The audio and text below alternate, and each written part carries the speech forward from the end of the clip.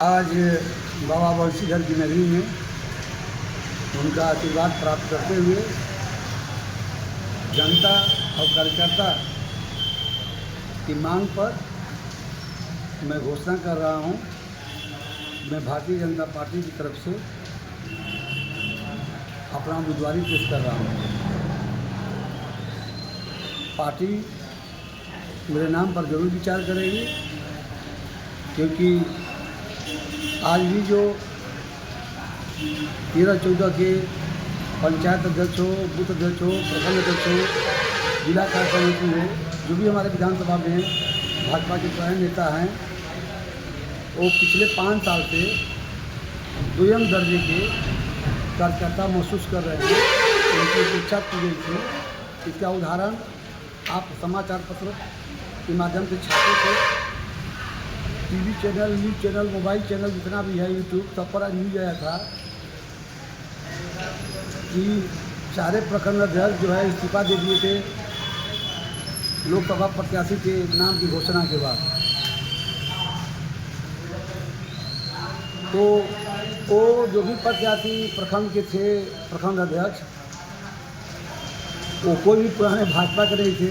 आप लोग भी जानते हैं, जैसे में कितार के कन्हई प्रसाद मोर्चा से आए थे, जैसे में सगना के दिलीप यादव मोर्चा के थे, जैसे में बलवंत टोली रमना मोर्चा से थे। इस प्रकार से जो 9-10 को प्रखंड है बनापुर विधानसभा में, लेकिन पूरा ओरिजिनल और बिहारी गुप्ता बचा। कांडी प्रखंड में जो हम लोगों का पंचायत आता है, उसमें हरियापुर मंडल से पुराने प्रखंड अध्यक्ष में विनोद दुबे बचे, और एक तीसरा बचे हैं प्रताप जायसवाल धुर्की से। तो सारे अपने मोर्चा के वामपंथी जो नई भाजपा टीम में प्रखंड संभाले, वो किस आधार पर इस्तीफा दिए थे सांसद महोदय का टिकट मिलने पर, या जनता भी जान गई। इस्तीफा दिलवाने वाला कौन है और मनाने वाला कौन है। तो हम बीच के कालखंड में हस्तक्षेप नहीं कर रहे थे, लेकिन कार्यकर्ता की मायूसी, उनका कष्ट और जनता की प्रति जो यहाँ के विधानसभा चुनाव लड़ने वाले चाहे किसी के दल के नेता हों, उनकी मानसिकता, उनकी कार्यशैली से जनता दुखी थी। उन लोगों की भावना, उन लोगों की आवाज़ हमारे तक पहुंचा, तो हमने निर्णय लिया कि हम भारतीय जनता पार्टी से दावेदारी करेंगे। पार्टी 14 में हमारी उम्मीदवारी को खारिज किया, तब इतिहास की बात हो गई। 19 में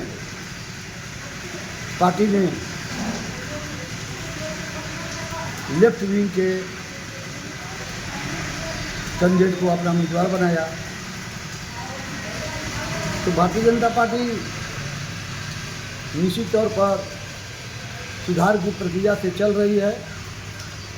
जो बीत गई सो बात गई। हर दिन एक नया सवेरा, नया संदेश लेके आता है।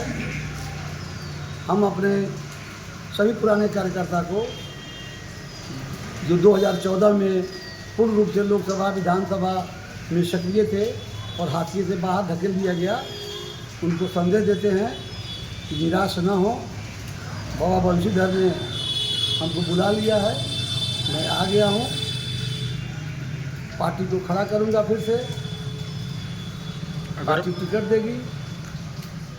अगर भाजपा अगर विचार नहीं कर पाई, फिर से नहीं कर पाई विचार, तो पार्टी के साथ रह के पार्टी का काम करूँगा, और पार्टी के घर में रह के पार्टी की गंदगी की सफाई करूँगा। जिस प्रत्याशी को टिकट देगा आप उसका सपोर्ट करिएगा। हाँ, फिर प्रत्याशी का टिकट देगा सपोर्ट करेंगे, इसमें कोई जोड़ा नहीं। लेकिन उसके साथ जो, जैसे आप हमारे घर में आए, तो आप घर में आए तो जूता कहाँ खोलना है, खाना कहाँ खाना है, हाथ कहाँ धोना है, इतनी संस्कार आपको भी होनी चाहिए। तो अगर वो अशिष्टा आप करते हैं तो वो अशिष्टा के खिलाफ हम आवाज़ उठाते रहेंगे, क्योंकि घर मेरा है। घर में झाड़ फूट मकरा झाला लग गया है, कुत्ता बिलार अगर अनायास प्रवेश कर रहे हैं तो सब दरवाज़ों को ठीक करना पड़ेगा। आज देश में सही में जो मोदी जी ने किया है वो एक मील का पत्थर हो गया। राष्ट्रीय स्तर हो या अंतर्राष्ट्रीय स्तर हो, अगर उनका सचमुच में साथ देना है, हमारी निष्ठा में क्या कमी आई थी। हमने तो प्रथम बार प्रधानमंत्री बनाने में, प्रथम बार लोकसभा का सदस्य को जिताने में आप लोग खुद मीडिया के लोग साक्षी हैं कि तन मन धन से कितना हम सेवा किए। कार्यकर्ता भी खुद, जनता भी खुद।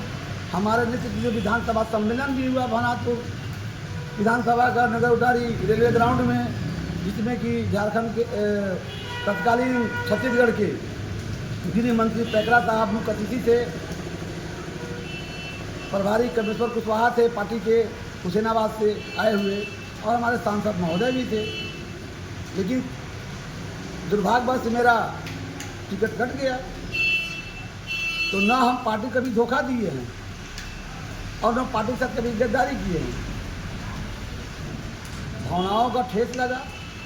कांग्रेस मुक्त भारत के लिए हमको पाठ पढ़ाया गया था और कांग्रेसी को टिकट दे दिया गया था। आज भी मोदी साहब कांग्रेसियों से लड़ रहे हैं।